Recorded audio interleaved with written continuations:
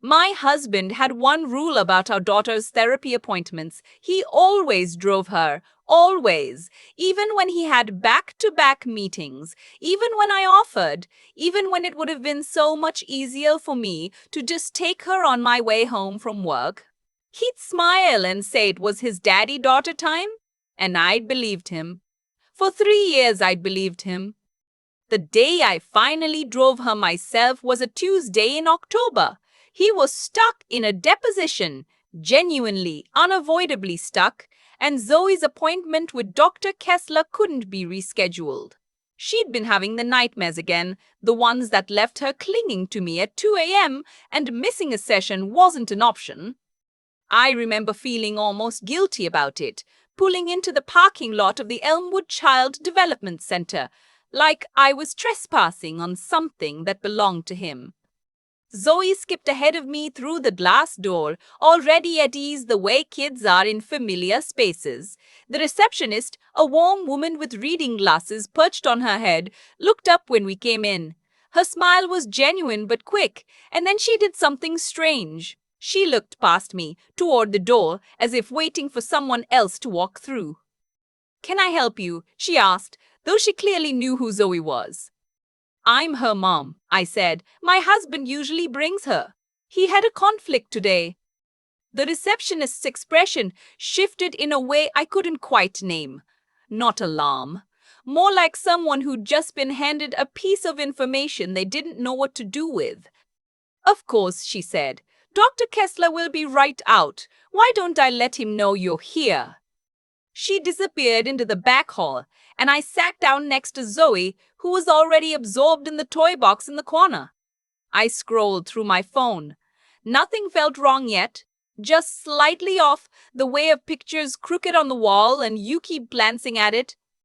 Dr. Kessler came out not with Zoe's file, but without it. He shook my hand and introduced himself, and then he said, "Could I speak with you privately for a moment before we get started?" His voice was measured and professional, but his eyes were careful. He asked the receptionist to sit with Zoe.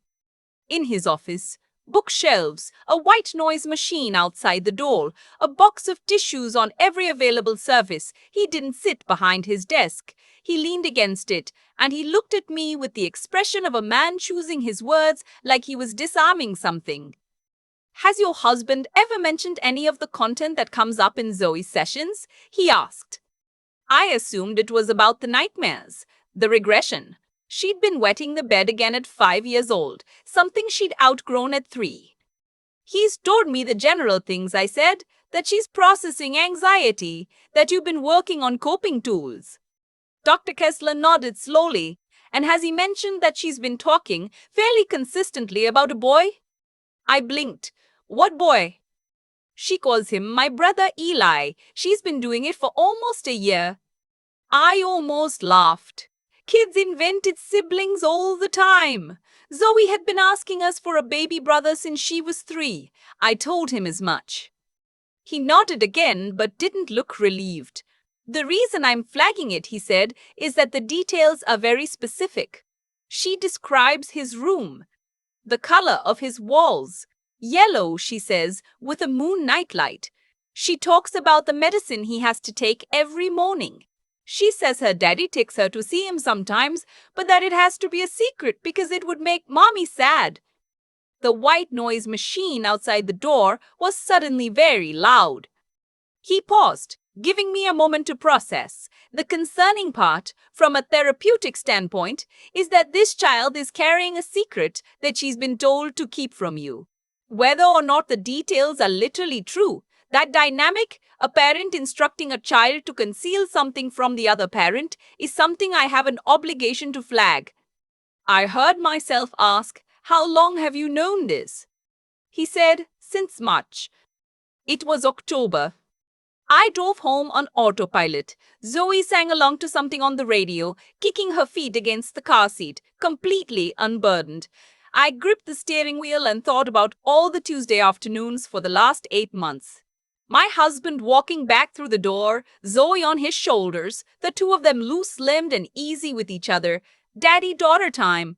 I thought about how I'd been grateful for it, how I'd thought This is what a good father looks like. He wasn't home yet. I made Zoe a snack, put on a show, and sat down at the kitchen table with my laptop and the specific, hollow feeling of someone who already knows the answer and isn't ready for it. I typed his name and child into a search. Nothing. I tried his name and a woman's name. I don't know why. Instinct. And I stopped myself. I didn't have a name. What I did have was his email password, the one he'd given me 2 years ago when he was traveling for work and needed me to forward something. He'd never changed it. I sat there for 5 minutes before I opened it. The folder was labeled H Finances, not hidden, not encrypted, just boring enough that I'd never had a reason to look. Inside were wire transfer confirmations, monthly, going back 4 years, further back than I'd even thought to look. The recipient account was registered to a woman named Cassandra. I didn't recognize the last name. The amounts were modest at first, $500, then $800. They grew. By last year, they were consistent at $1,400 a month. The most recent was 3 weeks ago. Below the transfer confirmations were medical invoices, a pediatric neurology practice in a suburb 40 minutes from our house. The patient name was Elijah. Date of birth, he was 6 years old. The diagnostic codes meant nothing to me, but the words in the summary notes did. Seizure disorder, ongoing medication management, genetic etiology, evaluation of family history recommended. Genetic etiology, evaluation of family history. I had to read that twice. Our daughter had started having unexplained dizzy spells 8 months ago. My husband had taken her to a specialist, a different one from our usual pediatrician, someone he'd found, he said, through a colleague. The appointment had happened on a day I was in a work training and couldn't leave. He'd come home with a summary sheet. Ruled out anything structural, he'd said. Probably just a growth thing. I went to our family's patient portal. I tried my usual login. Incorrect password. I tried Zoe's birthday. Incorrect. I tried our anniversary. Incorrect. He'd locked me out. I don't remember deciding to do what I did next. I remember being in the car, then being parked outside a FedEx office on Birchwood Avenue, printing everything from the H Finances folder onto paper. I remember my hands being steadier than I expected. I remember thinking that the steadiness wasn't calm. It was something else, something colder. That night, I made dinner. I set the table. I poured him a glass of water because that's what I always did. And I watched him come through the door and toss his keys on the counter and kiss Zoe on top of the head and ask about her appointment in that easy, practiced way he had. Good, she said. I showed Dr. Kessler my drawing. He looked at me. Good appointment? Fine, I said. He didn't hear anything in my voice. He never did. After Zoe was in bed, I sat with the printed pages at the kitchen table and looked at them for a long time. I kept thinking about what Dr. Kessler had said, a secret she's been told to keep because it would make Mommy sad. My 5-year-old daughter had been managing his secret for at least a year. I called my sister the next morning from the parking lot of my office. She was the only person I trusted not to tell me to calm down. I told her everything, Dr. Kessler, the emails, the invoices, the locked portal. She was quiet for a long time. Then she said, "You need to talk to someone before you confront him, not me. A professional." She meant a lawyer. I didn't know any family attorneys. I Googled family law attorney corrosive control that afternoon and called 3 offices. The first 2 had long wait times. The third had a cancellation and could see me the following morning. Her name was Petra Hawlins. She was in her 50s, compact and precise, with the particular stillness of someone who had heard every version of every story and wasn't going to be surprised by mine. I put the printed pages on her desk. She read them without speaking. Then she said, "He's been financially supporting a child you didn't know about for at least 4 years, possibly longer. He's been facilitating a relationship between that child and your daughter without your knowledge or consent. And he's restricted your access to your own daughter's medical records. Yes, I said. Has he ever controlled your finances? We have a joint account, I said, but he handles most of it. Does he ever make you feel like you need to ask permission to spend money?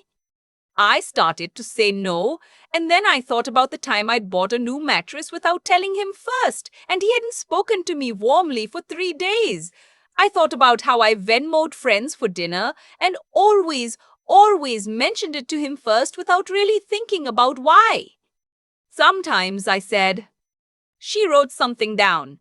Okay, here's what I need you to do. First, open a personal checking account today, in your name only, at a bank he doesn't use. Transfer enough money to cover 3 months of your basic expenses. Don't tell him.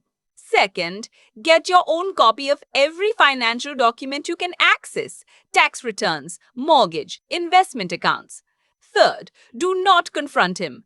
Not yet. I know you want to, but confrontation without documentation just gives him time to restructure things. What am I documenting? I asked. The pattern, she said, the control, the concealment, the impact on your daughter. She me a list of things to look for. I spent 2 weeks looking. He managed our budget through an app on his phone, one I'd never downloaded because he always just told me what we had. I found an old laptop of his in the storage closet. He'd replaced it the previous year. Said the hard drive was failing. It still turned on. It was still signed into his personal email, a different account from the one I'd accessed, one I hadn't known about. The thread with Cassandra went back 7 years, before we were married. Reading it was like being shown a film that had been playing in the room next to me my entire adult life.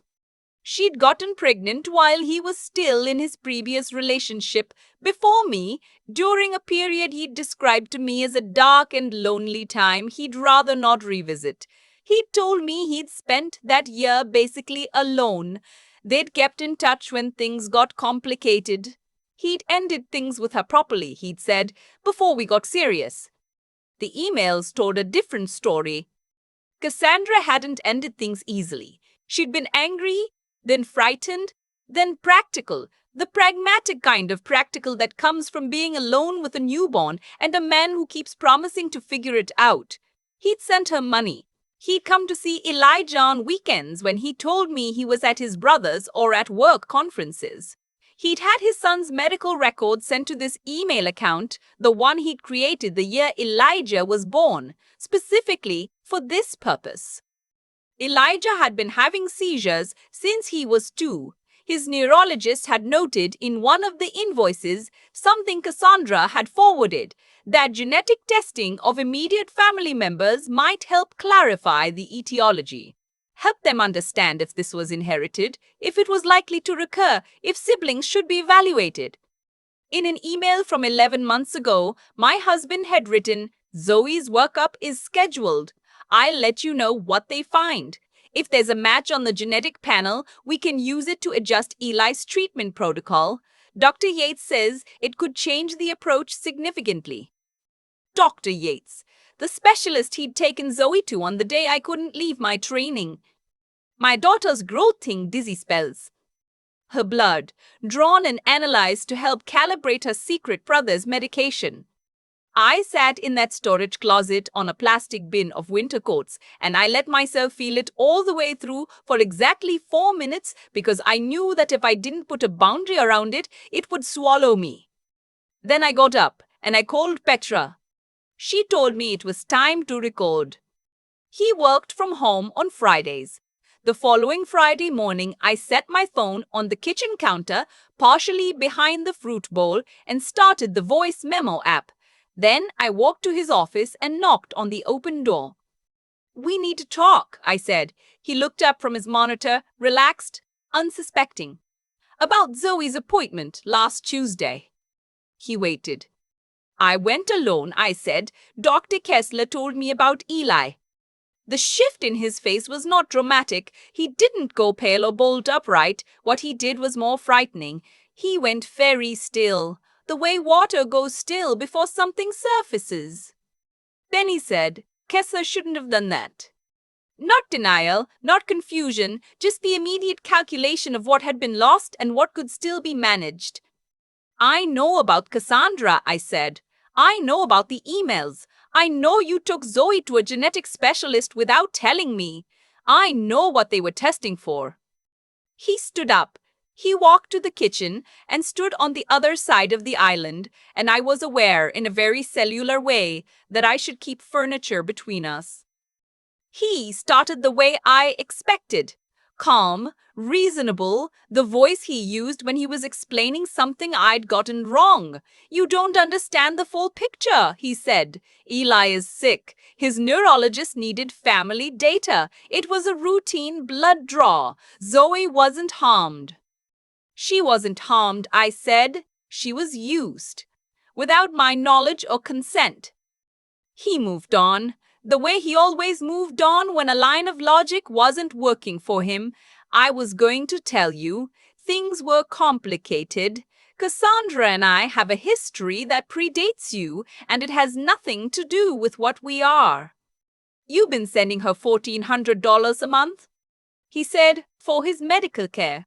It's not romantic. It hasn't been romantic in years.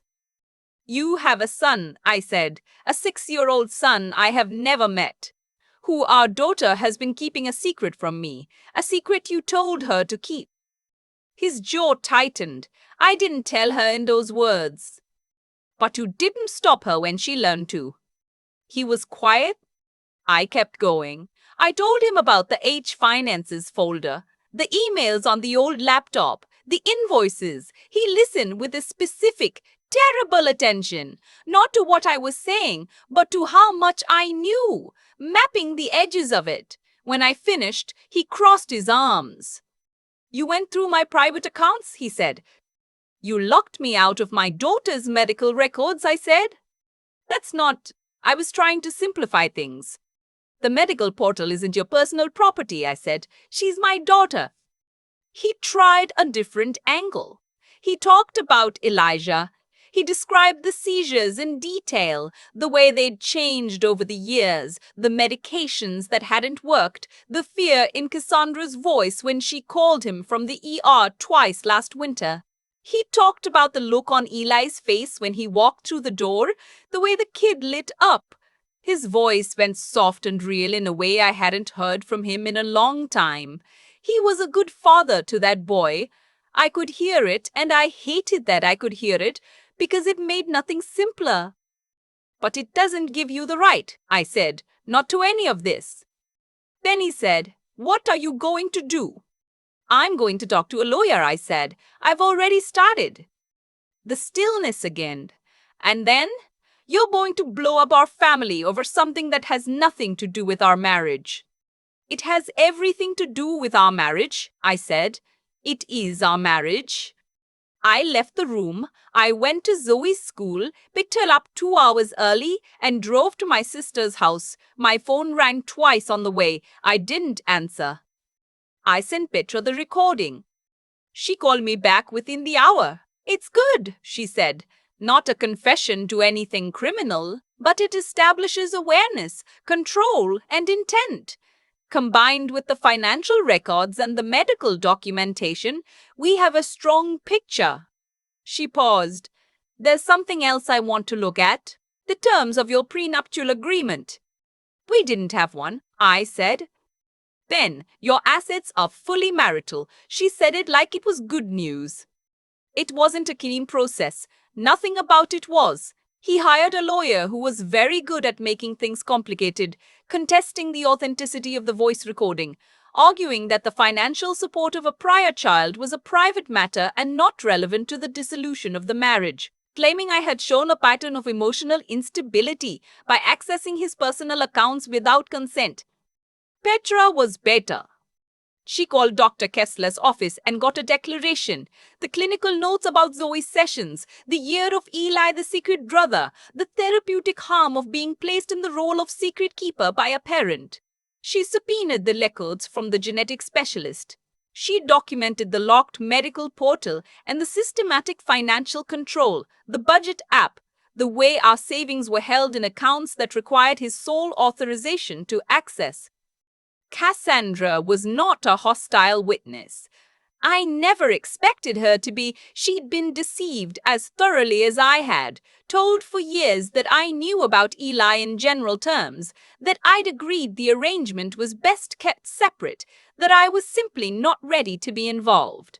When she realized none of that was true, she was furious in a way that was entirely separate from our divorce. Her fury was her own. She submitted a declaration describing the specific conversation where he'd suggested Zoe's blood work, the way he'd framed it as standard pediatric care, the way he'd volunteered to coordinate it himself. The judge was a quiet man named Judge Calvert, who seemed to have very little patience for people who wasted his time. He read everything once and asked 3 precise questions, and then he ruled. I received primary physical and legal custody of Zoe. He was granted supervised visitation, 2 weekends per month at a family center, pending a parenting evaluation, and 6 months of individual therapy. The joint assets were divided equitably. I was awarded the house. The monthly support was calculated based on his income and set without compromise.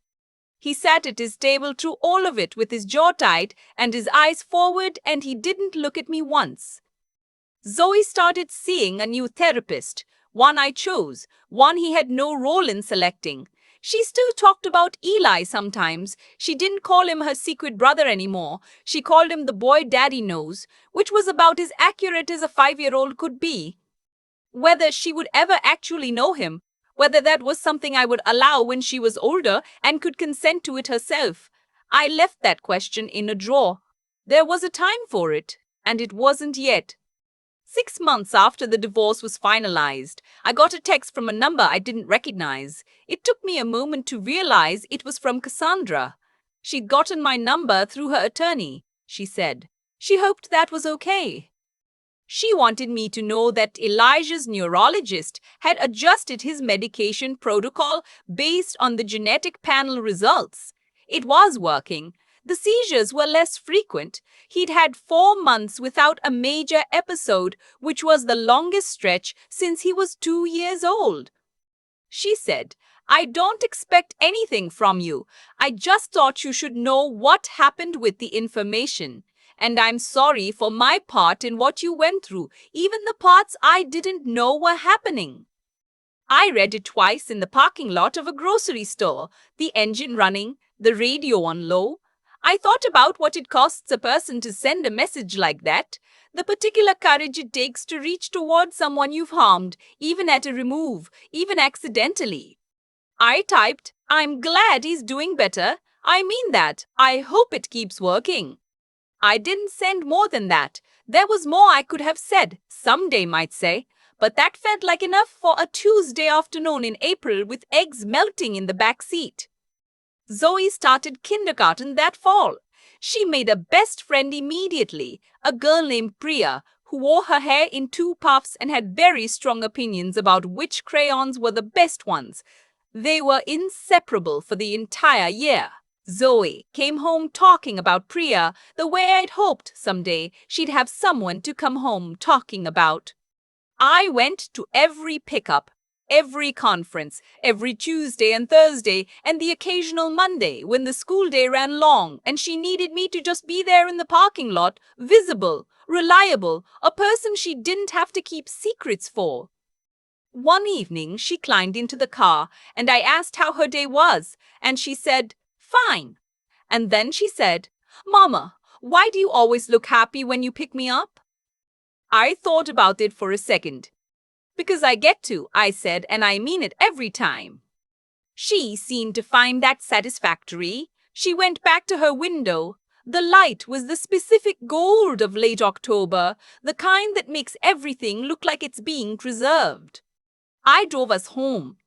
There's a particular kind of grief that doesn't announce itself. It doesn't come with a dramatic moment or a single revelation. It accumulates quietly, the way water gets into a wall, invisible, until the whole thing starts to buckle. That's what I kept thinking about in the months after everything fell apart. Not the confrontation in the kitchen, not the courtroom, not even the locked medical portal. What stayed with me was the Tuesday afternoon I sat in Dr. Order. Kessler's office and heard the words she was told to keep it a secret applied to my 5-year-old daughter. That was the moment the wall buckled. I've thought a lot about what made the difference between staying lost in it and finding a way through. And I think it comes down to three things I had to choose over and over, even when I didn't want to. The first was honesty with myself, not the comfortable kind where you explain away the details that don't fit. The real kind, where you sit in the storage closet with a box of winter coats and you read something that changes the shape of every memory you have, and you don't look away. I wanted to look away. I wanted Dr. Kessler's concern to be a misunderstanding. I wanted the H Finances folder to have an innocent explanation. Choosing to keep looking, even when every instinct said to stop, that was the hardest thing I did. Harder than the confrontation, harder than the quartet.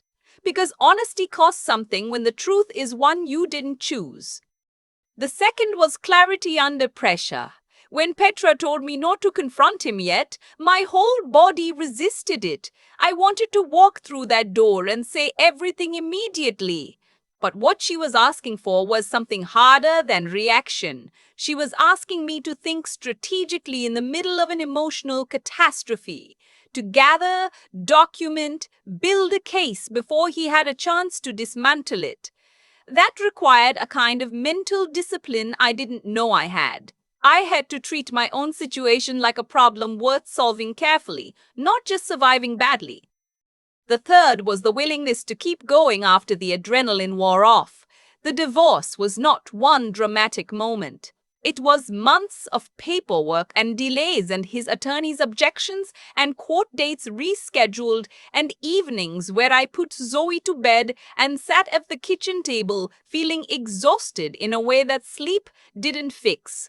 Showing up anyway, every day for the process, and for her, that was not courage in the movie sense. It was just stubbornness with a better purpose. I think about Cassandra's text sometimes, the one she sent from Minneapolis telling me Elijah had 4 seizure-free months. She didn't have to send that. She owed me nothing. But she chose honesty too, the kind that required her to reach toward someone she'd unintentionally hurt. That took something from her. I recognized it because I knew what it felt like to send a message when you're not sure it will be received well. What happened to us happened because one person decided that his right to manage a secret outweighed everyone else's right to know. That calculation always has a cost. It showed up in Zoe's nightmares, in Cassandra's isolation, in the years I spent grateful for control that was actually confinement. The cause was his choices. The consequences landed on all of us. But consequences aren't the end of the story. Zoe comes home talking about Priya now.